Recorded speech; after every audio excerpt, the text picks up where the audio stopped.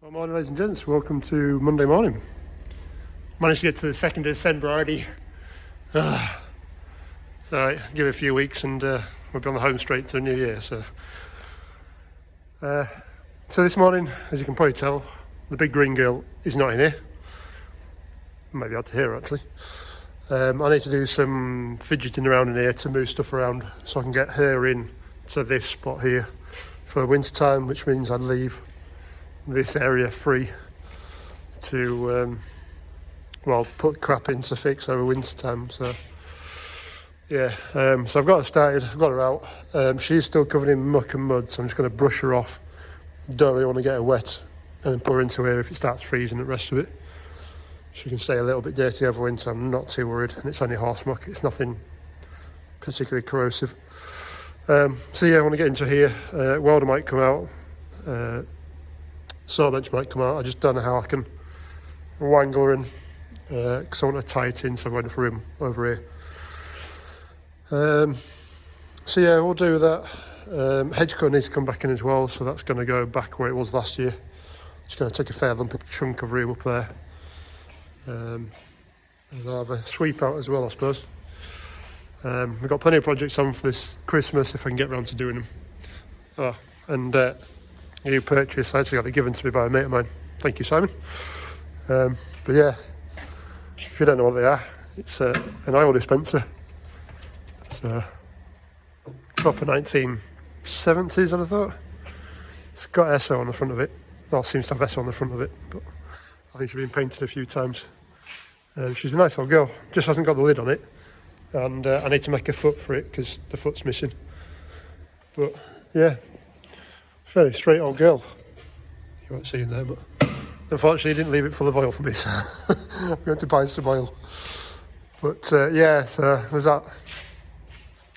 So I've just got a Sanderson going because I need to move that probably out of here and that out of the way so I can try and snake into here. We'll see. Right, the old girl's in and across. For those of you that were here last year or previous years, I don't actually think I think I've got further across this time because I don't have the fert spreader. That's new walls down that side. There's a story to that and I need to fix that yet, but so I've actually got a bit more space here, but lost it on the other side. What I really want to do is have it the whole way around the other side so I can get in and out the driver's side through here, but it is what it is. You can see she's got poo on her. And so I don't really want to wash her because, well, I don't know if you'll see that, but it's already starting to try and blow itself. At least now this is all dried. I don't think it doesn't really stick like cow muck does, so I just wiped it over. And to be fair, by the time she's been in here for a winter, she'll be covered in dust and ready for a bath anyway. So yeah, there's a bit more space down there. The problem is I've left the flaming welder in there, so I need to get that out.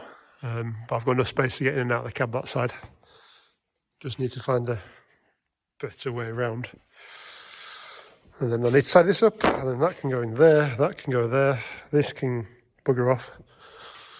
To be fair, I think half of that I need for the Bonford edge cut oil and oil for that old girl. Because I need to give her a service, because I have not serviced her in a year or two. In fact, I think I've only serviced her once since I had her. Well, once when we first got her, and then a few years after that, so she's about due. How many hours she's done, I don't know. If she's done a couple of 100 hours, I'd be surprised, but she's done a bit this year, granted. So anyway, I can go through that. I can check all the oils, because I know I've done a bit of work with it. I can see if there's filings or anything nasty coming out of it, which I don't think there is. Touch wood. So yeah, right, let me have a bit of a squeeze around, then we'll start looking at what we need to do this winter. Sorry, it doesn't look any different now. Anyway, got myself a brew, so I'm happy. So yeah, I'll put the oil cabinet down here, tucked away, because, well, they're the oils. So it kind of makes sense. I hadn't realised how much oil I'd actually bought. So there's 2 tubs of TD5 engine, which I think is 5W30. There's one for the Sanderson, which is the 1540, and I actually got one for the MB trac. But to be fair, she'll probably use most of well, I'll finish that one off and probably half of that one. So transmission and the blue one had a split cam, which is both of those are for the MB track. TD5 gearbox is slightly different oil, it's a thinner oil, anti-freeze just because, well, you need it. And then hydraulic oil for the Bumpford, and because that's a shared machine, I've got it separate. I've got some 32 weight oil for her and the Sanderson. So yeah, surprising how much stock you end up having in here. So yeah, just pushed a few bits around. There's a bit more to go. So Dad's engine's there as well, the little Lister D. And the heads are over here, so. Right. So I suppose I better tell you what I'm planning to get done over Christmas if I can. So I mentioned Lister D, I need to get that done because I'm fed up of looking at it in pieces. So my dad and I came up and we did do some work on it and we put the head back together and it was leaking water out, so it was a bit of a pig. There's a copper and cardboard gasket on it and took that off, which if I remember right was on the bottom of this, on the heads, but it just ripped, it disintegrated, so that was a pain, so I need to do that. Ordered a new one of them, which is like a tenner's worth, but just need to ring bloke and get it done. That can go back together onto there, put the lift rods in, which I think are under here. This is the problem when you've got stuff all over the place. I think the lift rods are, yeah, all the rest of it's down here. So they want to go back in, all together, back together, at least back together this Christmas, if not running. So it just means I don't lose bits off it. So that'll be one job. So hedge cutter should be coming in and hopefully sitting back here again. So kind of through the end of the pallets, forks are to the back there, it's going to be taken up by it. I should really get rid of that batch boiler. Call it a batch boiler. So if you don't know, it's a kind of a steam engine, but it's not. So there's a big barrel in the middle with lagging around the outside of it, and you throw timber in it or stuff to burn. It comes out the chimney, and then there's some pipes at the back that take it to your house. Down there. So I was planning to try and do a kiln, a wood drying kiln, but I never got around to doing it. So I did buy that off my mate, and it's sat here ever since. And to be fair, I could actually use it to heat this place up, but because I'm not really doing tree work, I'm not doing any tree work anymore. I haven't really got any firewood through it, so it's a bit of a pain. Anyway, hedge cutter can go back there, that's done. Little side job. I need to get this going again. Coleman dual fuel. Last time I lit it, it started trying to kill me because the fuel was coming out of there, out of the pipe. It wasn't very clever, so that needs done. And onto this girl here, she needs a bit of work as usual, always a bit of work. So I'm still ongoing with the air conditioning system. And I don't think you'll see in here, but I did actually put new filters in there, which are probably given out by now because well, I've done them for about 5 months. I need to give him a ring and find out what's happening because if he can't sort out, well, I suppose I better explain. I can't really explain. So basically, I suppose I should explain as well. Reason I've given the condensers to an aircon person was, if I remember right, they're a male instead of a female connection, which is wrong for what I need. And I was hoping they'd change the fittings on the new condenser to the old one. But I think he's struggling with that. So what I can do is change the pipe that's in there, hopefully change the pipe that's in there, and just change the fittings and buy another one of the new condensers.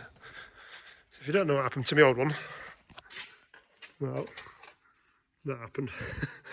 It set fire to it, which is not good, and I don't think it was in my time because how the cab didn't go up in smoke, I have no idea. So anyway, I need to get that done. I want that done. It should be so much nicer in summer with the aircon. It is a nice cab anyway. So yeah, that's one major project to get done. As I mentioned before, she wants a full service, engine oil, axles, gearbox. Once dropping out, just double checking. I was thinking about getting windows down, or Paul down, to do it for us because he's done plenty more of them and probably spot something else I wouldn't, but money and time I don't think are going to help me. So full service on her. And then possibly I've had a word with Christopher down the road. A bit more work on these rear linkages, because if you can see, I'll show you a bad one up there. I'm not showing it very well, but there is a huge gap in there where the pin is. It's not quite so bad on this side, but everything's got a bit of slack in it, and it all wants... I'm showing you that very well. All just wants a bit tightening up. So there's these pins on both sides, those top pins and the arms themselves that want done. Rest of it I did do the other year, if you remember right. Chris actually welded the ends on to the link arms on both ends, so they're good. It just needs these couple of bits, which is one of the reasons why I didn't want to put the hedge cutter on.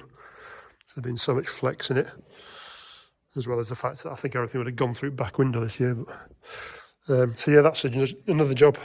And another job I need to do on it is these brackets. So, mate of mine, Rob, was scrapping a 1500 MB track, and he sent me a picture of what he had left, and he had them, so I'm going to have those. These are two brackets. I can't really show you very well unless I crawl under it. But these two brackets kind of run down here onto the frame, so they hold this plate onto the chassis rail. And on mine, and apparently it's fairly common, is they've actually cracked down here. So just happened to mention to him if these were all right, and he said, "Oh yeah, they're all right, they're fine." So in fact, it might be worth welding down the inside as well, just to give them a bit more support, because they are welded across here from manufacturer. But to do that, I need to take the linkage off, which won't be a problem anyway, because I kind of need to do it. Take the rams off, and then see how to get into that. I might even have to take the wheels off yet, but I don't know. I don't know what's in the way to be able to get in there to do it. And of course, all the bolts are going to be seized solid, so they are cracked. It's not the end of the world, but it's not great. I'm talking to Alex Price, he reckons that they said the most common reasons that they break is because somebody's had a big furrow, like a 5 or 6 furrow power back. And basically the bouncing of its leverage on it just snaps them. So yeah, there's a few jobs to do, and that's before I get to the Land Rover. Right, so while it stopped raining for 2 minutes, jobs to do on this old girl. Well, to be fair, she actually needs a wash, because she is actually starting to go green, which is not ideal, but yeah, wants to clean. She'll be off for MOT in end of February. No, beginning of February, end of January. So depends what time I get on. If I can do a service beforehand, I'll do a service beforehand. I do need to try and get this tyre changed round as well. For some reason the truck pulls to the left a little bit, and that tyre seems to wear on the outside rather than the inside. So, and that'll take it to never gets around to checking it, so yeah, that needs done. If doors open, no. I have actually just done a little upgrade on this old girl, because I was fed up of the cold the other day and my arse being cold. So I actually bought, you might have seen it in the workshop, but I actually bought some heated seats, heated pads. So there's 2 pads, there's one in the bottom and one in the back. So if I do need to tidy it up a little bit, but so yeah, put heat pads in both in the driver's seat and in the passenger seat. I've not done the passenger seat one up because, to be fair, nobody ever wants to drive in this truck, so there's only ever me. So yeah, that's just in like that at the minute. So I need to try and get all this wire work away and the switches up here. I would quite like the original Land Rover switches, which go up here, which would be nice. But yeah, that's the whole project. But I'll do both seats at the same time. The biggest thing was getting the pads in, so there and then done. Another job I'd quite like to do is heated windscreen if I can. Now, I had this replaced about 4 years ago, and there was, in about a month, I'd chipped the damn thing already. So there is actually a little chip in the screen somewhere. I can't see it for rain, but it's somewhere over here, which is a massive issue. It's not going to fail MOT for it, but you're just thinking, well, one day it's going to go. So what I was thinking was I could put a heated screen in it, which would save me scraping it so much. It'd be brilliant. Because to get out of here, out to here, I'm only 7 miles, 6.5, 7 miles. There's not a lot, or not a great distance for it to warm up. She's usually warm by the time she gets here, but that's it. So yeah, thinking heated screen, got the heated seats, even contemplating the mirrors, but to be fair, mirrors don't really bother me too much. I can usually scrape them off and be done with it, so yeah, a few jobs to do on her. Right, so after putting everything away, I thought, well, engine's warm now, so I might as well drop the engine oil. So I need to gather some of that oil off there, and really nice and simple, under here, and straight onto the drain plug here, and then there's the engine oil filter here as well with a little nut take off the bottom, so we'll do that and can drain that out and then change the filter, which are on the back up there, so I always have stock of filters just in case. So yeah, we'll drop that out and get that changed. At least that's one thing done for her, and that can have some lunch. Right, well that went better than expected. I didn't actually make a mess, which I'm impressed with. So, yeah, just draining out the oil filter. The engine oil itself is gone in. Yeah, it is very black, but I don't think it feels alright. It still feels like it's slippy. It's alright, but yeah, probably due, so that's a good job done. We'll leave that to drip out now, and then I'll get the body panels off and see a bit more, and then I'll put some oil back in her, I suppose. I have to remember how much to put into it as well, because I can't remember, never can. Right, it's only 2nd December and I'm fed up with Christmas tunes already. Right, side panels off, so that's good. Filler pot is there. Put that there. There are some copper washers on these, so I just have to look at them and see what they're like. Obviously that's your fill pot, and then we'll get this dragged out and new oil put in. So I've just rung the lad about the aircon as well. He's waiting on somebody else, so he's chasing them. So yeah, but I've just taken the front off as well, and if I remember right, there should be a green ball showing in there, and there isn't one, so I'm guessing that's goosed as well as the other one, which is basically the drying units for the air conditioning, because I've still got 2 pipes up there, even though I did put some plastic on the end with some zip ties, but a couple £100 gone. Right, so I've just changed out the filter and cleaned out the sediment at the bottom of the filter housing. There was quite a lot actually. If you look in there, that's actually old diesel. I've just washed it out with, but it's pretty black. So there's a fair bit of sludge, but with the filter over here, there was nothing sparkling, which is a good sign. It was just a nicely clean filter, so that's good. Just opened up the box with a filter in it, and you do actually come with the gasket, and even nicer, a little O-ring for that little pot, and then the copper washer for the big drain nut. But I think I'm going to leave them in the box because I don't think I'll leak this time. But it's quite nice to have that, since nobody seems to do that anymore, put the washers in. But then again, it is Merc, so you pay a few quid. So, but hey, it's worth putting the effort in for it. So yeah, we'll get that back up under there and start filling, I suppose. Right, so the engine oil's back in, filter's back in, and I've just started on the fuel system. I'll show you that in a minute.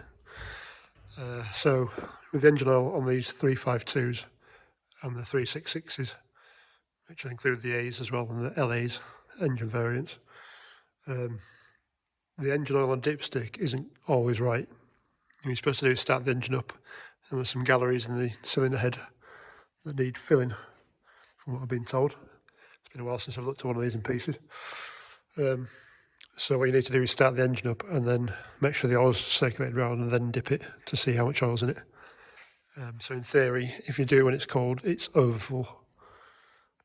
So what I really need to do is start it up now, but there's enough in there that I can leave it for a minute. I'm just going to do fuel system.